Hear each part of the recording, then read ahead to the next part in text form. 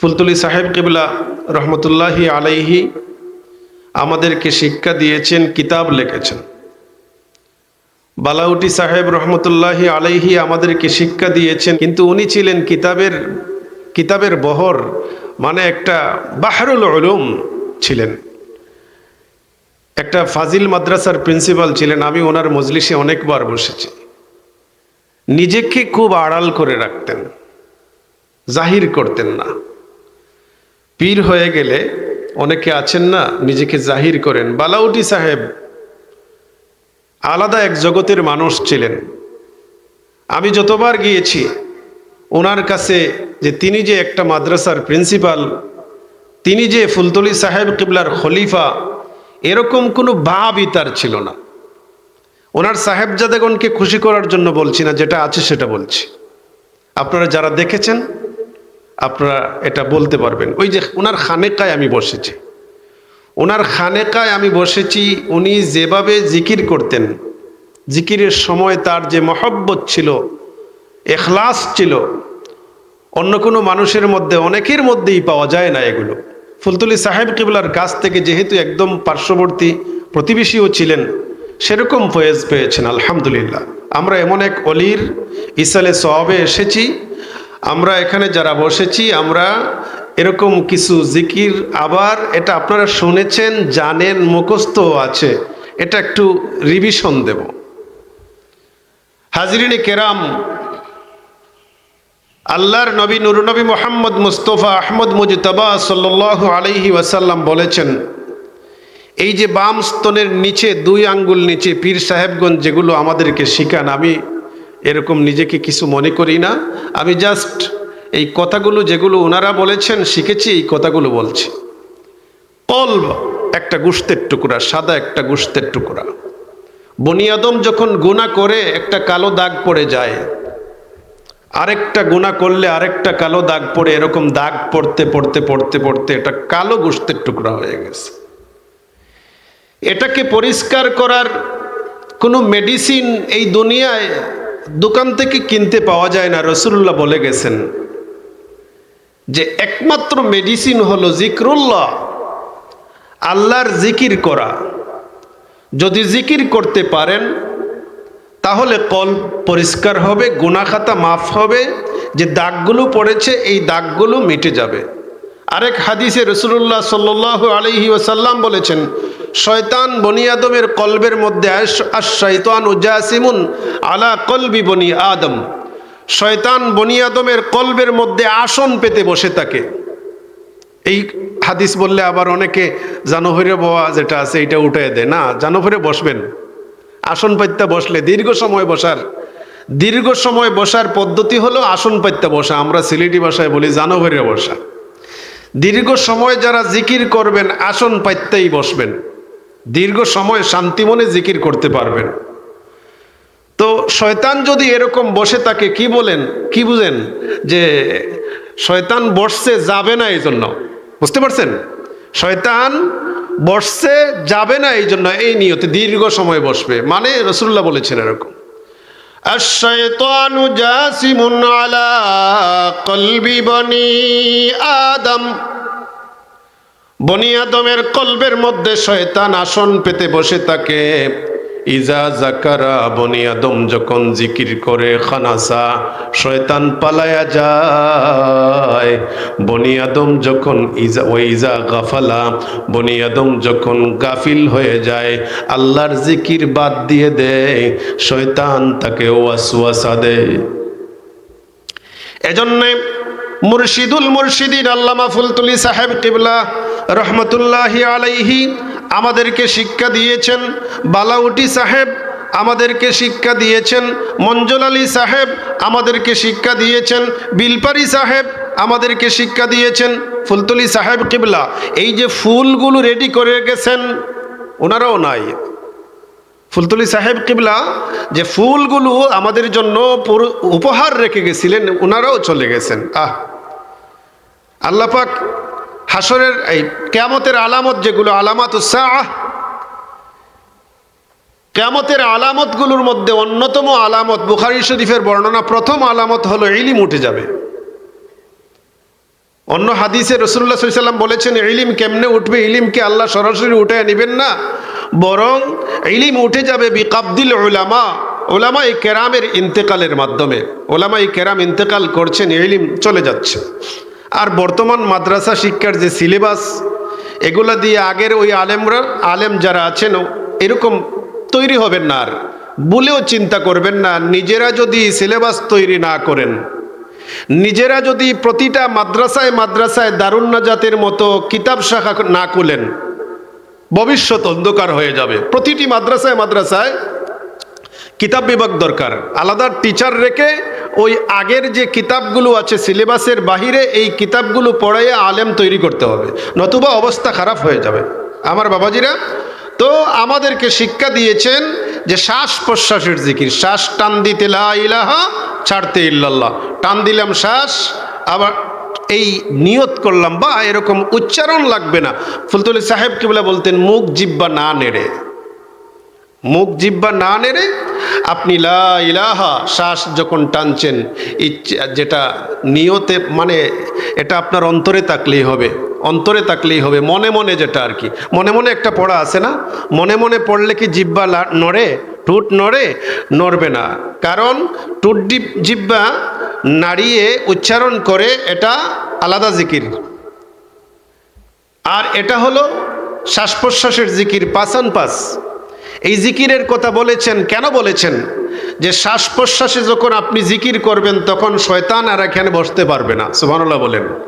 কারণ শ্বাস প্রশ্বাসে জিকির করিয়া আপনি অভ্যস্ত হয়ে যাবেন, আপনি আর এটা নিয়ত রাখা লাগবে না, জেহেনে রাখা লাগবে না, মুখ দিয়ে উচ্চারণও করা লাগবে না, মনে মনেও বলা লাগবে না, ওটো আপনার শ্বাস উঠবে নামবে আর জিকির হবে। সুবহানাল্লাহ।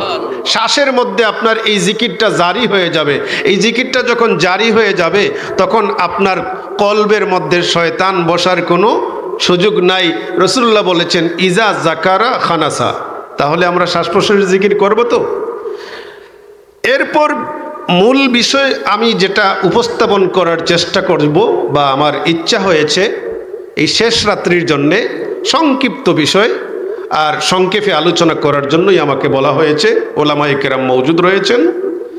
আমরা নামাজ পড়ি, নামাজের পরে রাসূলুল্লাহ সাল্লাল্লাহু আলাইহি ওয়াসাল্লাম অনেকগুলো আজকার জিকির করতেন, দোয়া পড়তেন। আমরা ফরজ নামাজের পরে দোয়া হবে কি হবে না সম্মিলিত, হাত তুললা সম্মিলিত মোনাজাত হবে কি হবে না, এটা নিয়ে এলাকার মধ্যে দেখা যায় বিভিন্ন এলাকায় ঝামেলা লেগে যায়। হ্যাঁ, এটা ঝামেলা লাগার কথা না, কারণ সম্মিলিতভাবে ছোট একটা মোনাজাত করা হয়, এটা একদম ছোট করে করা হয়। এখানে এটা করেছেন, হাদিসে আমরা পেয়েছি, সহিহ হাদিসে আছে রাসূলুল্লাহ নামাজ শেষ না করে হাত উঠাতেন না। আমি দলিল দিলে কিন্তু লম্বা হয়ে যাবে, এজন্য আমি সেদিকে যাচ্ছি না। সম্মিলিত মোনাজাতের, ফরজ নামাজের পর মোনাজাতের প্রমাণ আছে, কিন্তু আমরা যদি ওই যে ইমাম সাহেব হাত তুললে আল্লাহুম্মা আনতাস সালাম ওয়া মিনকাস সালাম তাবারাকতা ইয়া যাল জালালি ওয়াল ইকরাম, অথবা আল্লাহুম্মা আইন্নি আলা যিকরিকা ওয়া শুকরিকা ওয়া হুসনি ইবাদাতিক, এরকম কোনো দোয়া করিয়া শেষ করে ফেললেন, আর যদি মনে করি এটাই বোধহয় শেষ আর কিচ্ছু নাই, তাহলে কপাল পোড়া গেছে। কারণ আপনি নামাজের পরে আপনার জীবন পাল্টিয়ে দেওয়ার জন্যে, আপনার জীবন গঠনের জন্যে, আপনার গুনাহ খাতা মাফ হয়ে যাওয়ার জন্যে, আপনি জান্নাতের টিকিট পাওয়ার জন্যে, জান্নাতের সার্টিফিকেট পাওয়ার জন্যে রাসূলুল্লাহ যে আমলগুলো বলে গেছেন, এই আমলগুলো আপনি তরক করছেন, আপনি তরক করছেন। এরপর এটা নিয়ে আবার মাসআলা আছে, আমি দ্বন্দ্বের দিকে যাচ্ছি না, আমি সুন্দর করে আপনাকে বোঝাবো একদম ইজিলি, কেউ আবার আপত্তিও করতে পারবেন না, মাসআলা আমার উপর চাপাইয়া দিতে পারবেন না। কারণ মাসআলাটা যদি ভালো করে পড়িয়া নেন, এটা বুঝা নেন, পরে মানুষের কাছে বললে সহজে বলা যায়। আর সামান্য এক লাইন পড়িয়া যদি 3 লাইনের বয়ান দেন, তাহলে কিন্তু আবার এটা বোঝানো যাবে না। রাসূলুল্লাহ সাল্লাল্লাহু আলাইহি ওয়াসাল্লাম, বুখারী শরীফের হাদিস, রাসূলুল্লাহ নামাজের সালাম ফিরাইয়া একবার বলতেন আল্লাহু আকবার, নামাজের সালাম ফিরাইয়াই বলতেন আল্লাহু আকবার। বুখারী শরীফের 248 নং হাদিস, মুফতি সাহেব হুজুর ওই পূর্ব দেবার ওই যে দক্ষিণ পাঞ্জেগানার মাহফিলে আপনি গেছিলেন না? মুফতি সাহেব হুজুরের বয়ানটা রেকর্ড আসেনি আপনার কাছে? রেকর্ড নাই? আচ্ছা, তো মুফতি সাহেব হুজুর দিনে এর পরে বোধহয় আপনি গেছেন।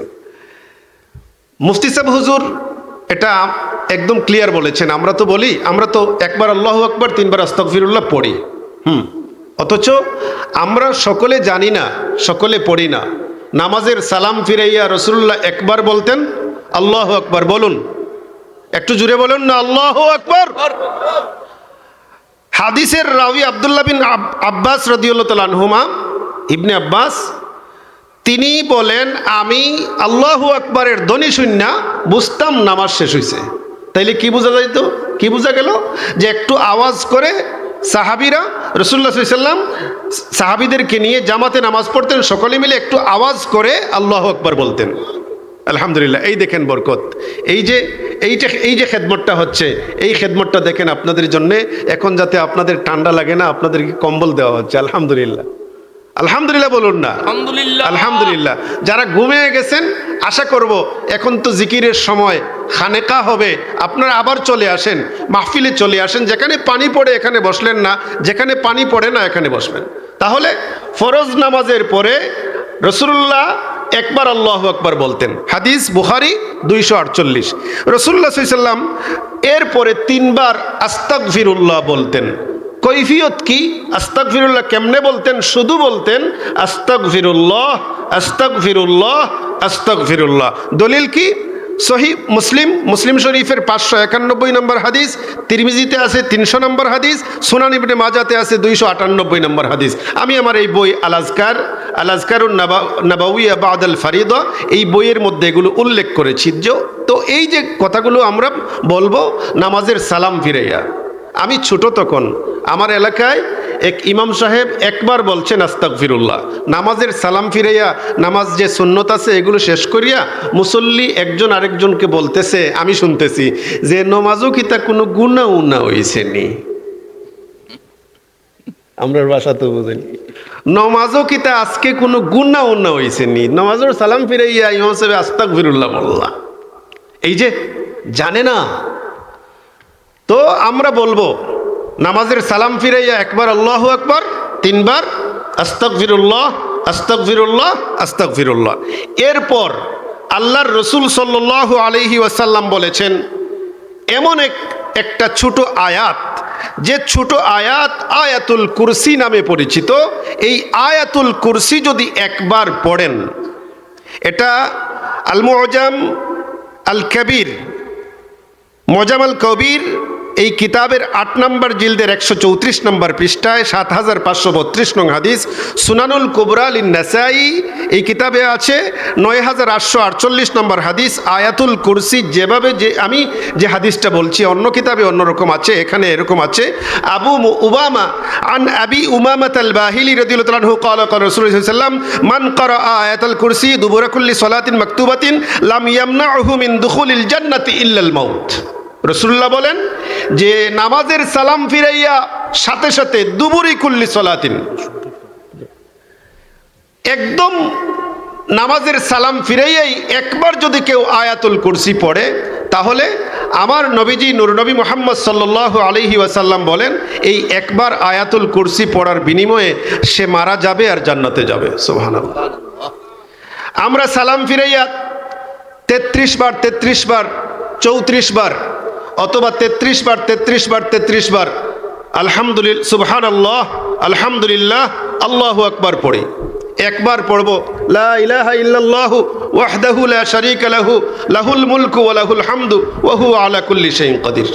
তবে এই কথাগুলো, এই আজকারগুলো আমরা সংক্ষেপে যেটা আছে আস্তাগফিরুল্লাহ, আস্তাগফিরুল্লাহ, আল্লাহু আকবার, এরপর আয়াতুল কুরসি, এটা আমরা এই সুন্নতে মুআক্কাদার আগে যদি পড়ে নেই তাহলে কোনো সমস্যা হবে না। কিন্তু লম্বা জিকির যেগুলো আছে 33 বারের আমল, এরপর আরও আছে লা ইলাহা ইল্লাল্লাহু ওয়াহদাহু লা শারীকা লাহু লাহুল মুলকু ওয়া লাহুল হামদু ওয়া হুয়া আলা কুল্লি শাইইন কাদির 10 বার করে আছে।